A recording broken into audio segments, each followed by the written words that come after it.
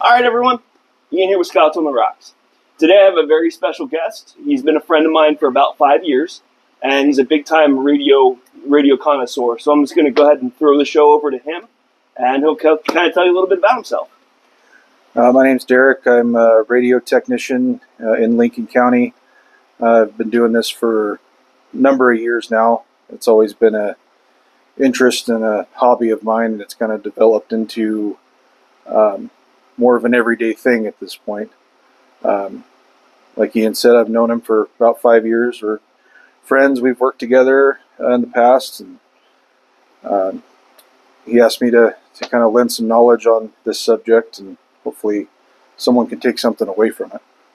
So one of the questions that I get asked a lot on and people have actually accused me of not going into enough detail, is radios. They always say, because I talk about different forms of communication, right? Like we're talking about emergency communication, signal flares, making, fires that are super smoky, lensatic mirrors, stuff like that. But it seems like people are super interested in radios, and I'm really glad to have you as a resource. So basically, I just have a couple of questions lined up here. And I guess the first one that that comes to mind is why is carrying a radio in the woods maybe a better idea than carrying a cell phone? Well, a lot of people carry radios when they're out anywhere in the forest. There's no cell service out there. Even if you're within a mile of somebody that has another cell phone, you can't communicate with them because there's no cell phone tower in between you. They can't just communicate cell phone to cell phone from that distance. There are repeaters in certain areas, and generally speaking, the wave or the frequencies that you're going to use on a radio out in the woods or anywhere else for that matter are going to work on a different spectrum than your cell phone. So it's going to travel a lot farther distance than your phone anyways. A lot of people carry them around, even just the blister pack ones you can get at Walmart or at your local sporting goods store. It's a good way to communicate with people. They're a lot more rugged than cell phones too. Right. And I know that they're also cheaper than cell phones, which is another huge benefit. Well, most of them are cheaper. Sometimes, yeah. Right. Like, my $35 Baofeng, that's definitely cheaper than the cell phone that's being, using a reason to record right now. So, right. And if something were to happen to that Baofeng, I wouldn't be losing my mind like a, $2,700 cell phone, Exactly. Yep. You can get them from, like you said, from even $30 on some websites, from those little UV5R style. You can step up to the Anytone. Those are about $300. So I'll kind of go in a little closer here. So this is the Baofeng that I bought. As you can see, I put a different antenna on it. This is it's a whip antenna, and I got the big battery pack for it, just because I don't know how long I'm going to be out in the woods, and it's just something. It's always good to have extra batteries, and I always carry a spare battery as well. And the original antenna that came with this, because again, we don't know what could happen. And I got that for about $35 a couple of years ago, and it's worked really well. I've used it quite a few times, going out and just talking back and forth with somebody. For the most part, they're pretty solid. They are a fantastic starter radio if you're just getting into it or you want to see what they can do and how the communication works. It's fantastic to get started with for the low price. And like you said, if you lose it, drop it in the lake, you run it over, you're out $35 and kind of no harm, no foul. Right. But as far as getting started, if you've never had something like that or you've never been into the programming or using them, it's a great place to start because they do most of the functions that you would normally use. Right. And I'll be honest, I haven't broken into the programming part. I've had people do that for me just because it's, I don't have the software and the ability to push everything in. And then this was the second one that I actually bought from Derek. He highly recommended this one, and it was right in my budget. So what's the difference between this one and... I'm sorry. This is an Anytone, and it's their mobile model. what's the difference between the Anytone and the Baofeng, besides the Anytone was 10 times the price? So there's a couple different things. That particular model supports 3 different bands compared to the UV5R's supports 2. Okay. The Anytone, that particular radio, that's an 878. That will do DMR and analog radio. So it has a bunch of different features, a bunch of extra features that you don't get on the lesser expensive radios. Right. And I see you have a couple of other ones here. This one I'm rather familiar with, but I'm not familiar with this one. So that is the Motorola Apex line. That is actually marketed as a commercial radio. If you are using them as a backup, or I'm going out in the woods and I want someone to hear me, or I want to talk on ham frequencies, if you're getting into that, that would probably not be the one that you want to start with. Right. Nor probably the one you would want to end with, unless you can find one on eBay or something, because they are pretty astronomically expensive. How much would that run you normally? That brand new now is about $8,500. Holy wow, that's okay.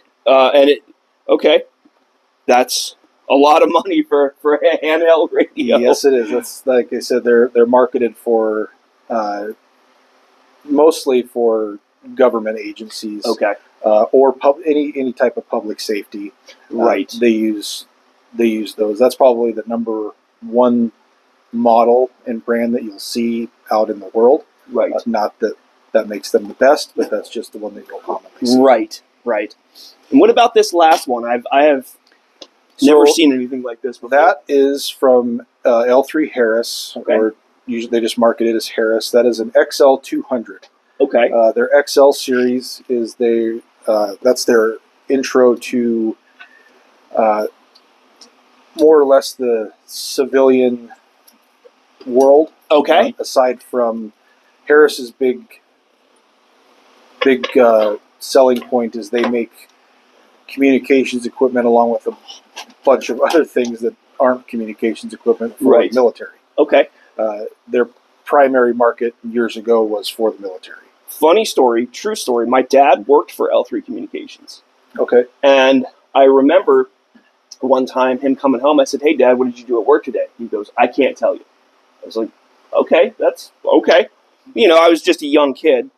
Well, then I ended up in Iraq in 2008 and 2009, and I happened to look at this gigantic box we had in the back of our truck, and it said L3 on it. And I started laughing. I said, I'll have to tell my dad. So when I finally got a chance to call home, he's like, "Yeah, you remember that time when you asked me what I was working on?" And he's like, "That right there, that's your cell phone jammer." I said, "Yep, that's exactly what it is." So it would jam all the cell phones so that you couldn't set off IEDs with a cell phone. Yeah, they make, civil air defense, they make all kinds of stuff. You can just go on their website and see all the stuff that they make. It's pretty incredible. That's a very small portion of what they do as far as for radios. Right. But the XL series is their intro to the civilian world, public safety world that's aside from the military. Now let me ask you, what among this lineup right here, what would be your? We'll take price out of it. What would be your, for that someone like me who's really just starting to get into it? What would you say probably the best one of these are? Just starting out, it depends on what you want to do. If you just want to do stuff on analog, I would probably say the Baofeng. Okay. If you want to get into more of the digital stuff, that is kind of the place that we're going to for day-to-day communications, at least with ham radio. However, that's not going to help you when you're out in the middle of the woods and it's just two people talking back and forth. You can still use digital, but it's not as quick and effective as analog when it comes to just simplex, which is just radio to radio communications. Right. It works phenomenal. It just all depends on what you want to do with it and how far you want to get involved. Right. And you know, again, just like with any other hobby, you know, camping and hiking included, the sky's the limit as far as what your budget is. A safe bet is if you think it's something you're going to start getting involved with and kind of getting into the hobby, I would probably recommend the Anytone. Okay. You know, it's not a price that is absurd and unreasonable. Right. But it's also going to be more robust and more feature packed than the $35 to $50 ones. And that's you specifically got me into that because we had been talking. Now this is my dad was also a ham, and he again, the sky's the limit with what he ended up getting, but it just never really clicked until recently. You know, I've always you know, and here's the other thing: the reason that I wanted to put this video out is there was just a national cell phone downage or whatever. So do you know kind of the details behind that? I've heard differing things. Yeah, there's I don't know if there's really a black and white answer, at least that we will ever know. Right. But from what I've been told and what I've seen is that at least AT&T claims that there was a firmware issue or an upgrade or a software issue that they were trying to push out that didn't work as planned, and it caused an outage nationwide. Right. To a certain extent. There were not necessarily the entire nation, but there were some East Coast to West Coast that weren't working. Right. And so that's, again, this is kind of a outdoorsy channel, but this is something that we can all benefit from. You're having radios, having communication with whoever you need to have communication with. Yeah, 100%. Whether you're an outdoors person or not, it's something that you should have as a redundancy to your cell phone, because if your cell phone doesn't work and you need to communicate with friends, family, neighbors, especially if you live in a place where you rely on Wi-Fi. A lot of places here, people have Starlink. Right. And they use Wi-Fi calling and everything's done over the internet. Well, if something happens to that, you need to be able to check on your friends, neighbors, family. And get them help or get yourself help. Well, and I know even here, like, there will be days where, Verizon's down, cool. Like, there's no cell phone. We're in town and there's no cell phone service. Yeah, exactly. So I wanted to kind of go over the radio law and emergency usage. Like, what constitutes an emergency? When can you get on the so-called restricted free bands and things like that? So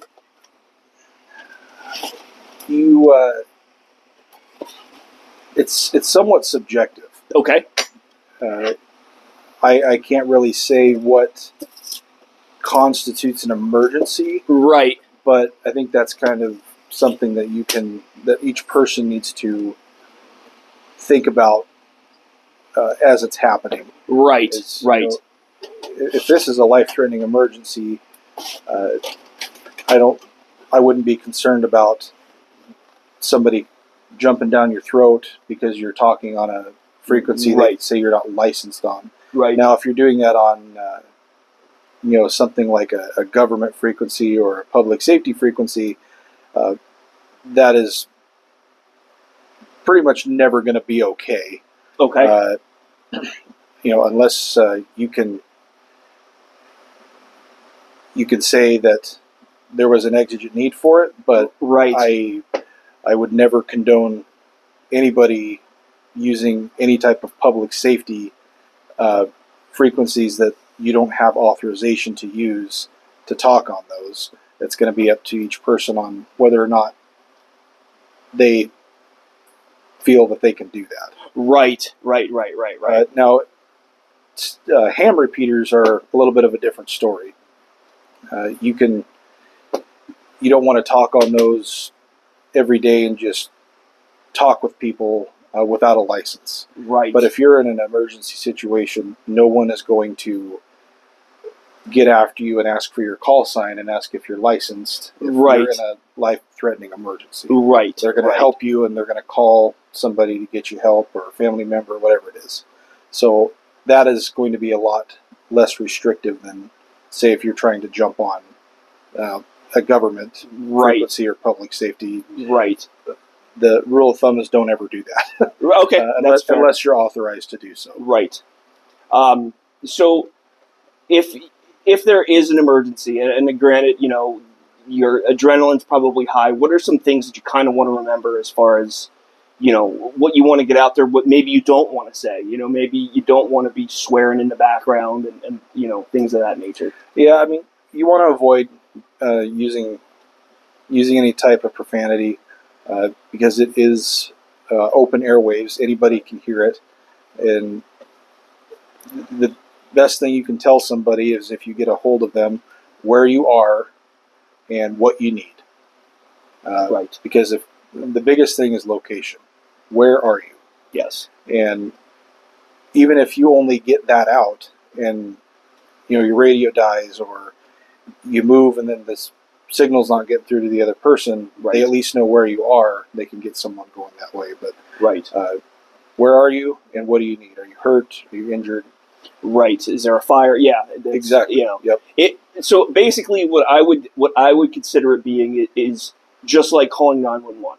And I can tell you from my experience, the first thing a dispatcher is going to say is where is your emergency? Because location is everything. Exactly. Once they get that, then they'll start asking, okay, what is it that you need? So just keep that in mind, location, and then nature of emergency. Yep, exactly. Same thing goes here. Right. So the difference between, we had touched on it, but I kind of want to go in a little bit of further detail. The difference between analog and digital, and then UHF versus VHF. So there's analog is just a traditional mode of talking that's been around forever. It is able to be picked up by anybody that has a radio or a scanner or a receiver that can go within that frequency range. Right. There are digital modes, and there's a lot more than one. There's the DMR is one digital mobile radio. There's P25, which is another digital mode. That's a standard for usually government agencies. Right. That's a standard. Kenwood has their own. Motorola has their own. Really? Okay. They each have their own types of digital modes. Really? Okay. And some of them work with each other, and some of them are proprietary. Right. So you can get a radio that is DMR if it's an Anytone, and then if you have a different brand that's DMR, you can still talk to each other, communicate. Okay. You can send text messages. You can really? You can send text messages. Okay. Yep. That's interesting. So there's a bunch of different voice modes that are out there, and you know, primarily the ones you're going to see is just analog and DMR. Okay. If you start getting into it and getting into different brands, you'll see the different types of digital radios and kind of what their proprietary features are. Right. Is it kind of the same with cars? You know, the more the features, the more it costs? Typically, yes. Okay. The more you get on there, the more it costs. Typically, now that's not always the case. Right. It can be the brand name. It can be that it's marketed for a certain demographic, and they charge more because they can. Right. Not necessarily because it's, you know, feature packed. You know, for example, I mean, that Anytone arguably has similar features to that Motorola. They just work in different ways. It's obviously not nearly as rugged. Right. It can't talk on certain bands, but you know, the Anytone is it's that particular one is a tri-band. It's got 3 different bands on it. Right. And it supports DMR, analog. So there's a bunch of different ways you can think about it, but realistically, they each have their own pros and cons. And it all depends on what you're going to use. Right. But you know, the biggest thing is what's your intentions and your purposes of it. Right. And do you need to spend $30? Do you need to spend $8,500. Right. And Right. majority of the population does not need to spend $8,500 on a handheld radio. Exactly. And then, once you start spending, we're talking about, big big radio consoles that you have antennas for, and that's a whole nother. While we're on that topic, this is kind of something that I was thinking that maybe we could continue on with. Sure. As time goes on, kind of get kind of deeper and deeper into the weeds. This is just kind of a basic overview that. Yeah. And, the other part of your question, VHF and UHF. So you'll hear those terms a lot in different parts of the radio world. People will call it different things. Okay. So in the ham world, you'll hear people say 2 meter or 70 centimeter. Yes. So those are referred to as, 2 meter would be the VHF band in the 140 megahertz range. Okay. UHF band is in the 400 megahertz range. Okay. So VHF is very high frequency. UHF is ultra high frequency. Okay. Kind of silly acronyms, but I think that was kind of an afterthought. So it's referred to differently in a lot of different places and by different groups. It depends on what you're using. You won't find a lot of ham guys that say VHF. They'll say 2 meter. Okay. Or the other thing they'll do is instead of 70 centimeter or UHF, they'll say 440. And the frequency is not actually 440, but it's in the 400 megahertz range. Okay. So I've heard and it's funny because I've heard conversations between hams, and it's a foreign language to me. Yeah. 100% it's a foreign language to me. There's lots of acronyms that they use too on ham radio that unless you have looked at them or looked at the study guides, you wouldn't, or Googled it, you wouldn't know what it was. Speaking of which, I wanted to tell you I got the study guide, and I'm thinking about taking the test. Terrific. You can really get into it, I feel like this is something that I could definitely get into without spending too much money, local clubs are where you go to get your license, and if they charge you, it's usually like $5 or $10. Right. Some don't charge at all, and because they want you to get into the hobby, and you already spent the money on the books and the equipment, and they just want you to get into the hobby. And that's kind of, I will say that as far as the radio community goes, everybody I've talked to has been just super excited to just give me all this information, and sometimes it's like, okay, I understand what you're saying, but then we're talking about the acronyms. But for the most part, I found that people in that community are just very friendly and always wanting to talk to you about it if you have questions. And I find that to be really, really a neat thing. Yeah, 100%. We've become so dependent on our mainstream devices, our cell phones, our computers, our tablets, our Wi-Fi at home, that when that stuff stops working, we lose all communication with the world. Yes. Whether it's someone down the street or someone in another town, we can't talk to them anymore.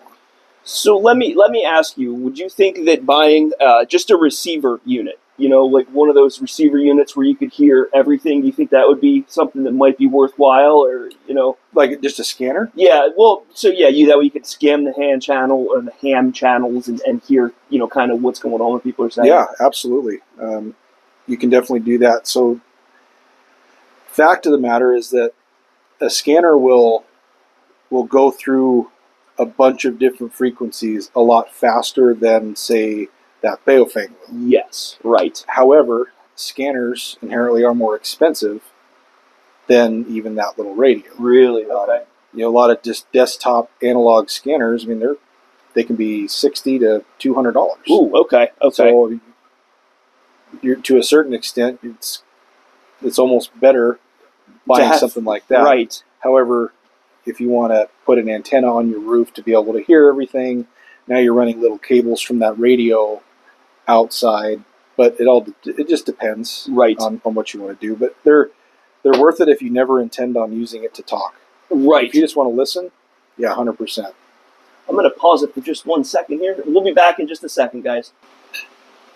And we're back. So the other thing is that we're kind of just blowing right through these. Line of sight and basic antenna theory.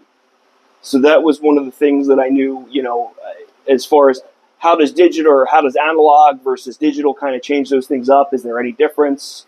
Yeah. So as with everything that has to do with electromagnetic fields, electromagnetic waves, line of sight is what's going to get you talking.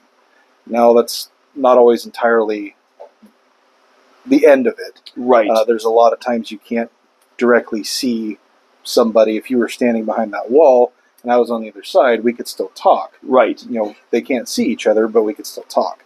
So the closer you are to the other person, or if you're on a mountaintop and they're on a mountaintop 6 miles away, you have a much greater chance of talking to that person than if you're both down in a valley floor right. and a mountain was between you. Right. So it's extremely important. The higher up you are in mountainous areas, less obstructions, power lines, buildings, mountains will all affect how radios transmit and receive. Right. And as far as digital and analog, an analog signal, in theory, will go farther than a digital signal. Now, that's just a kind of a blanket term. Right. There's a lot more that goes into it than just analog and digital. One goes farther than the other. Right. With analog, the farther away you get, you'll start to notice more squelch. It'll sound really scratchy. You still might be able to understand the person, but it's not going to be really crystal clear. Right. Right. Digital is either it works or it doesn't work. Okay. So once you get to a certain point, you're not going to hear that scratchiness where you can still understand them, but it's not like when you were just a mile apart. Right. The farther you get, it's going to get scratchier depending on your location. Again, the location is everything. Right. If you're in a flat area and it's flat for 30 miles in every direction, that's not really an issue. Right. But when you get into areas with the Rockies or any mountainous area, it plays a huge factor. So, once the radios can't talk to each other on digital, you're going to hear their voice nice and clear. But once it cuts out, it just cuts out. There's no, I can kind of hear you. It just it cuts out. It is done. Yeah. So, I gotcha. And it'll pick up and turn off. So you might hear one word here and then two words here and then one word here, but you're not going to get that entire sentence out. Right. And then being able to understand you, but it's not clear. Right. It's just going to be super hit and miss. So digital is moving to the new standard. Right. For a lot of different places, but it doesn't inherently mean that it's, analog's never going to go away. There's just right. It can't. There's always going to be analog modes. There's always going to be frequencies that are specifically for analog, and it's not going to go anywhere. Right. But the more that technology advances, even in ham radio, DMR has become huge in the world. You can be in Florida and talk to somebody in Oregon. Right. And, it goes through the internet. Really? Yep. Okay. So you have hotspots all over the place that accomplish that. And that's great for your day-to-day just talking to people, doing it as a hobby. Right. But when it comes down to, kind of what we're really talking about is, the internet isn't working. Your cell phone is not working. Yes, we are in the bush. Right. Yeah. So as far as getting into it for a hobby, DMR digital modes are great, and they work great without the internet too. Right. But generally speaking, as far as ham goes, at least in this area, it's a hobby thing, and like you would use your cell phone. Right. But it doesn't replace traditional repeaters, traditional modes. Right. It's kind of just an add-on, a bonus feature. I'll be honest, that kind of takes the mystique and the allure out of it for me. Just being on the internet, it's like Skyping with somebody. I don't know, So it's you have to set everything up just right. It's got to be okay. There's in the ham world. There's time slots. There's color codes. Okay. To get set up on a DMR network. Okay. Whereas analog, you punch in the frequency and you hit transmit. And you're talking. Right. So don't let that take that away from you. It's right. It's just a bonus feature that is used as a look what I can do. Right. And it is super cool. I mean, there's no doubt about it that the advances that have been made to do this kind of stuff is incredible. Right. And there's so much that you can do with it. And like I said, that's great for your everyday hobby. Right. But no, they are still, nothing really replaces the traditional repeater, traditional radio-to-radio communication. Right. Which is what's essential in a situation where your other stuff doesn't work. So I just read an article about sunspots and how there's been a bunch of solar flares and all that. This is kind of getting into the weeds a little bit, but how badly would that affect, just your basic handheld? Is that something that would really mess with it a lot? So it depends, but yes, it most certainly can. Okay. It will affect everything that uses radio waves. Interesting. Cell phones, radios,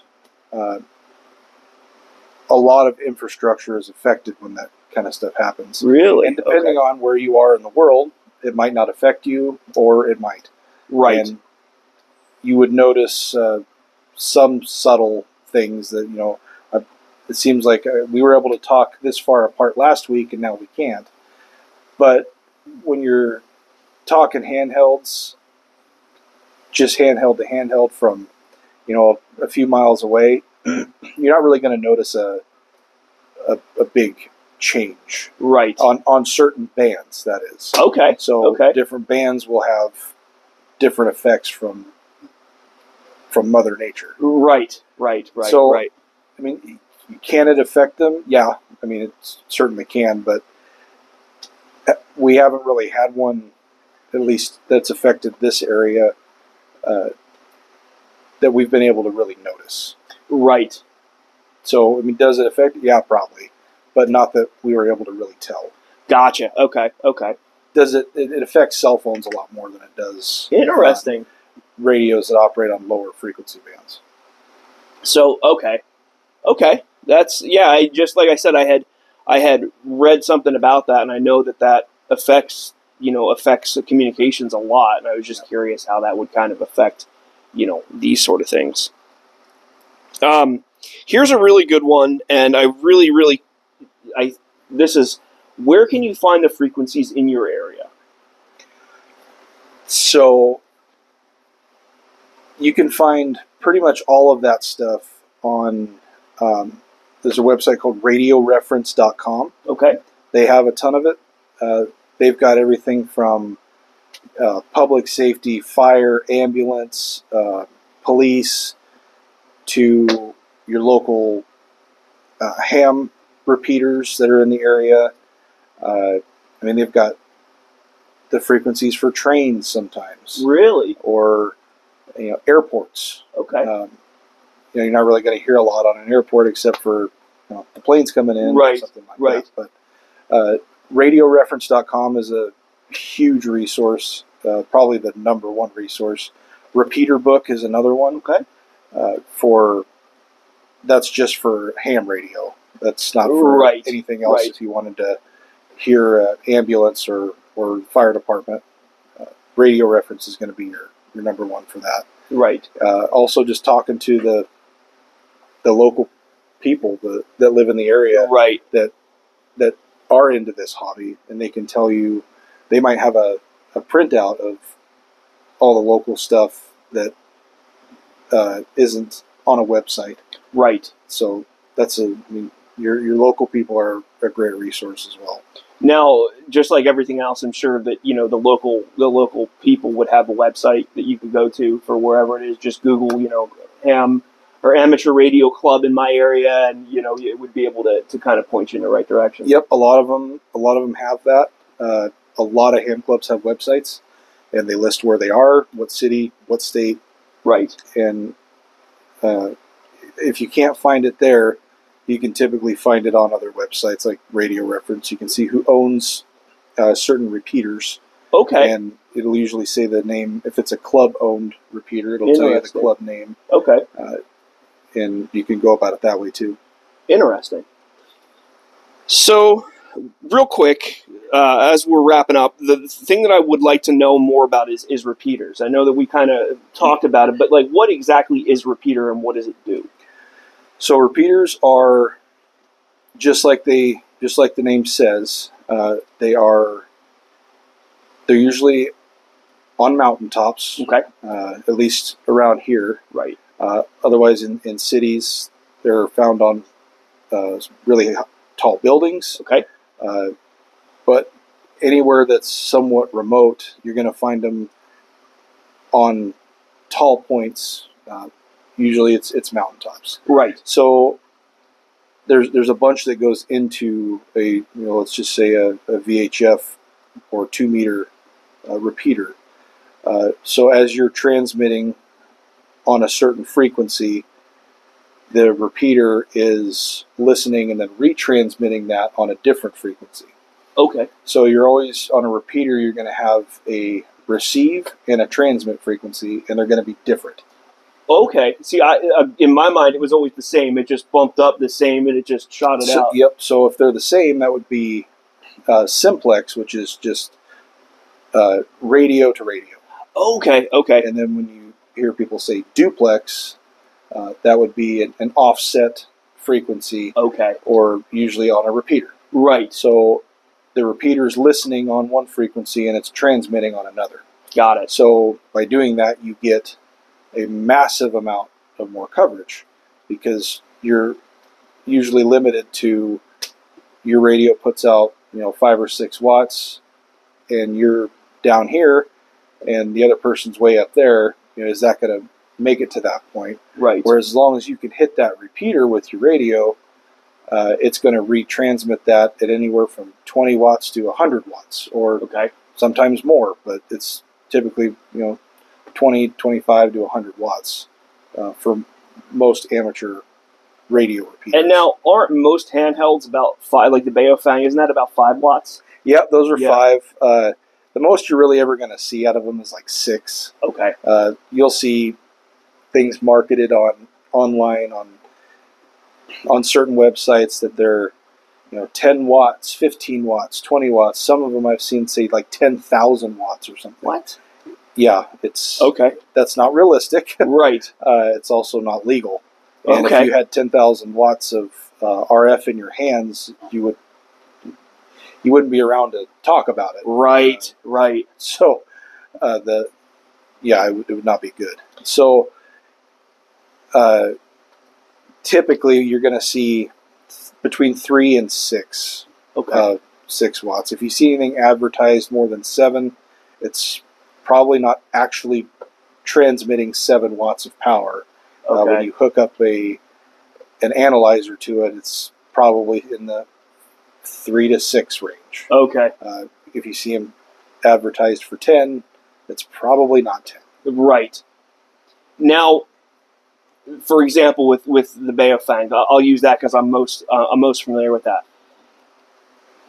It's 5 watts, but what if you put a gigantic antenna on it? Would that help, or would that hurt, or is that is it what would be the issue with that? Well, not really necessarily an issue. It all depends on the type of antenna, and how much gain that antenna has, and what the frequency you're transmitting on. Okay. So typically you would get the antenna that comes on that is the same size as the other ones that are sitting there, and if you put just because you get an antenna that's longer. See, well, I went with the whip antenna. As you can see, if I pull this apart, actually, I'll just do it right here. You'll see that it just shoots all the way up. Now, I don't know if that's good or bad. I read on the interwebs that it was good, so I decided to go ahead and put it on there. Yeah, it kind of depends. The best way to tell is to use a meter. It's called an SWR meter, which is standing wave ratio, and that'll tell you the impedance of that antenna and how efficient that antenna is at transmitting. So I already have an idea for our next video. We're going to find out if this antenna was worth it. Yeah, we can do that. And so there's taller is, I mean, generally speaking, and again, very general. Right. It's gonna receive more than a shorter antenna. Yes. Okay. And that's because it's just 6 inches higher than a regular antenna. Right. And there's a lot more that goes into it than just that. Right. The actual technology behind it is what's going to really dictate how it transmits and receives. But you'll see people saying taller is better, longer is better. Well, I mean, sometimes, but that's not always true. Right. There's a lot that goes into antennas that aren't, it's not just about how tall they are. Right. So if you're going to get a different antenna for one, I mean, definitely do your research, because just because it's bigger doesn't mean it's better. Right. Right. Well, guys, I think that about wraps it up for this episode of Scots on the Rocks. I really appreciate you guys tuning in. And if you have any questions, please put them in the comments. I'd love to hear from you. And you probably have questions that I haven't thought of. Again, I'd like to keep this an ongoing series. Derek, thank you for coming by. Taking time out of your day to come by and just have a chat with me about radios. I really appreciate it, man. Absolutely, glad to do it anytime, man. All right, and with that, I will see you on the next one.